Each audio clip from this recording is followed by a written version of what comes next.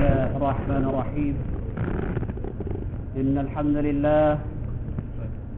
نحمده ونستعينه ونستغفره ونعوذ بالله من شرور أنفسنا ومن سيئات أعمالنا.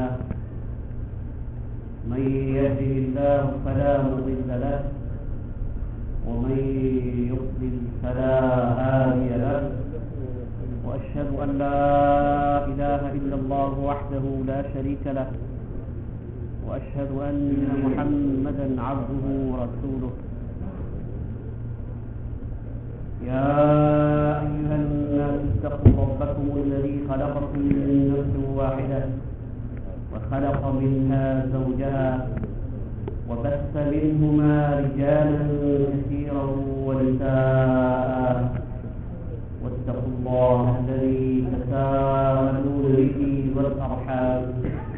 إن الله كان عليكم رقيبا. يا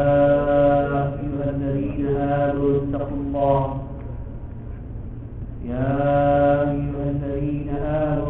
الله حق تقاته ولا تموتن إلا وأنتم مسلمون. يا أيها الذين آمنوا اتقوا الله وقولوا قولا سديدا يصلح لكم أعمالكم ويغفر لكم ذنوبكم،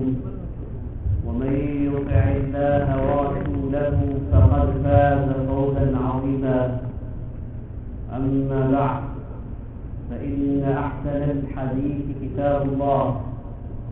وخير الهدي هدي محمد صلى الله عليه وسلم، وشر الأمور محدثاتها، وكل محدثة بدعة، وكل بدعة ضلالة، وكل ضلالة في النار. أعوذ بالله من الشيطان الرجيم. أم لهم شركاء شرعوا لهم من الدين ما لم يأذن به الله.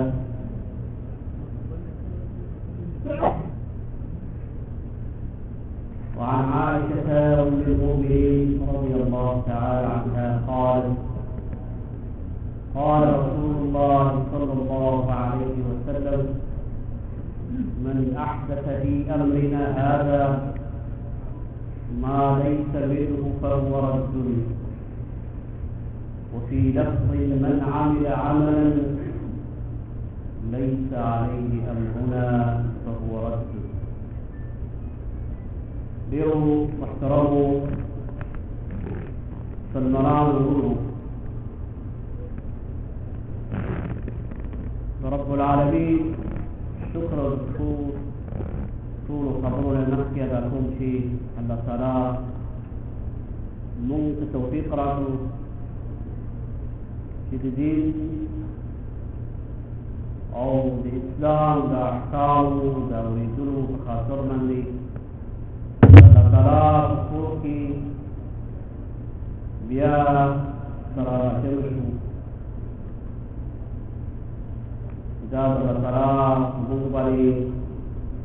انعام وفضل، وبيا د اوقاف د وزارت شکریا او دې مرکز شکریا د کوم چې دوی د دین د خپرولو لپاره مختلف او قسم کوششونه کوي.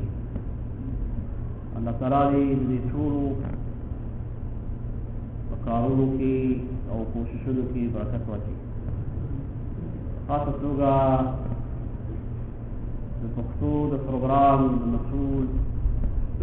شیخ زاهد الله توحیدي مننه کوم چې هغه موږ کار په کار باندې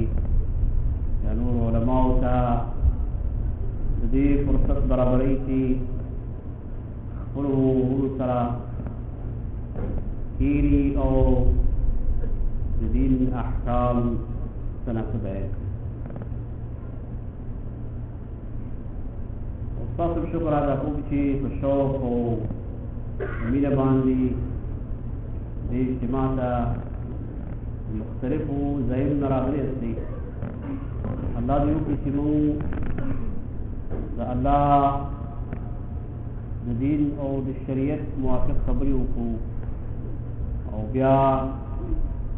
په هغو باندې عمل وکړو. ورونو تاسو واورېدل چې زما نننۍ موضوع دا ده چې د بدعت خطر په اسلامي امت باندې څه دی. ډېر ځلې به موږ اورو چې دا کار بدعت دی، یا به د یو حق پرست عالم د خولې نه دا خبره موږ ته رارسېږي چې دا کار بدعت دی. نو ورونو د هر څه نه مخکې د بدعت پېژندل ضروري دي چې بدعت موږ وپېژنو چې بدعت څه ته وایي او د بدعت حکم څه دی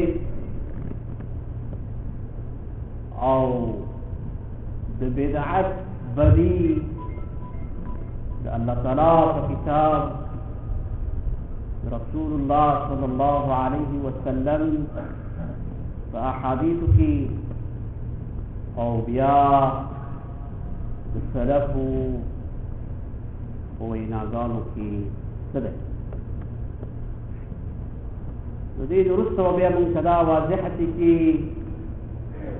بدعت په اسلامي امت کې کوم خطرونه او مصیبتونه پیدا کړي او د دې هغه بد نتیجې په مسلمانانو کې څه دي. ورونو بدعت په لنډه معنا سره بدعت اصلا د عربي لفظ عربي كلمه عربي ژبه کې بدعت معنا په دې معنا استعمالېږي چې یو شی چې نمونه مخکې نه لري او یو شی ایجاد شي.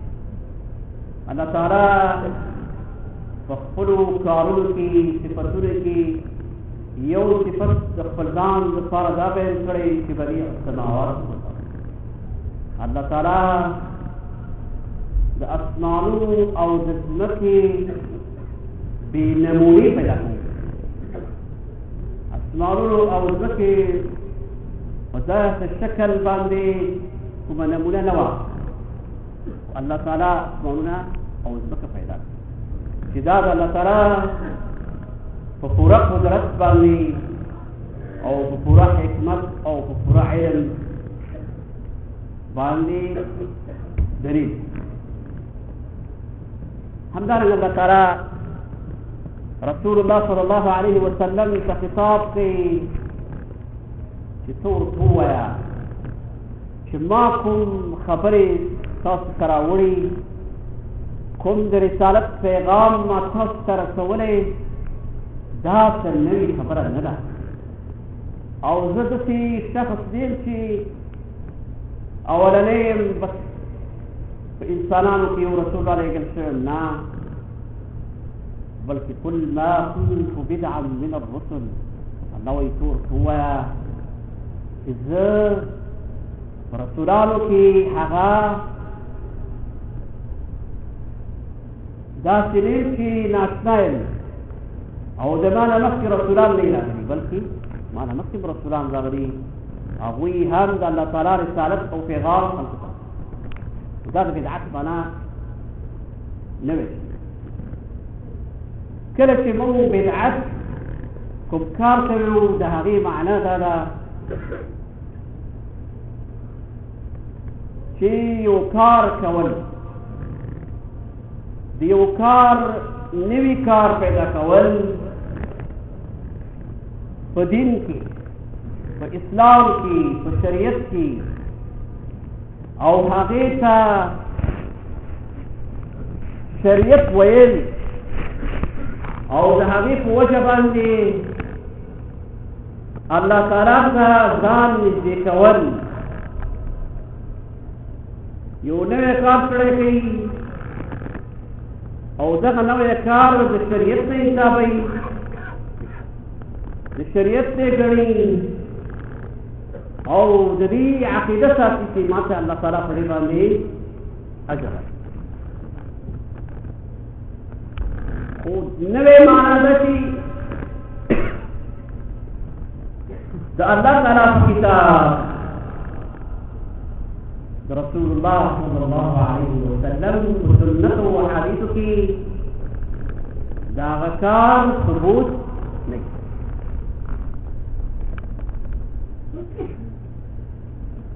بیا کله به کله داسې هم وي چې هغه کار د کولو سره تعلق نه لري بلکې د پرېښودو سره تعلق لري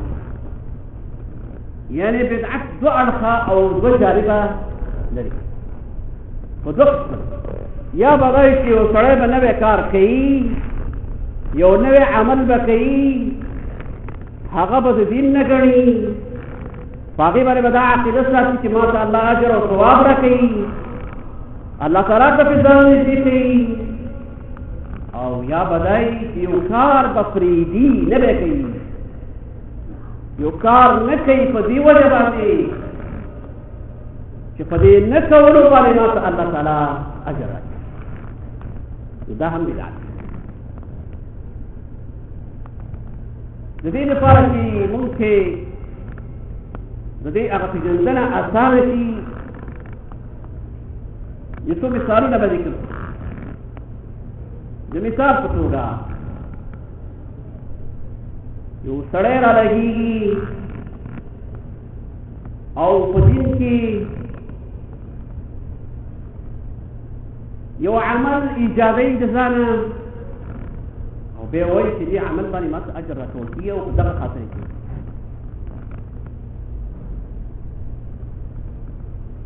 یو سړی دی هغه وایي چې زه مازدیګر مونځ یا د ماسپښین مونځ فرض د دې په ځای چې زه څلور کوم پنځه څلور په ځای په څه خاطر باندې په دې خاطر باندې چې الله ماته ښه ډېر اجر راکړي ولې چې څلور کوم پنځه نو دغه پنځه کولو ته مونږ څه شوی وو بدعت ځکه دې سړي په عبادت کې د ځانه داسې یو اصل رامنځته کړي په شریعت کې د هغې ثبوت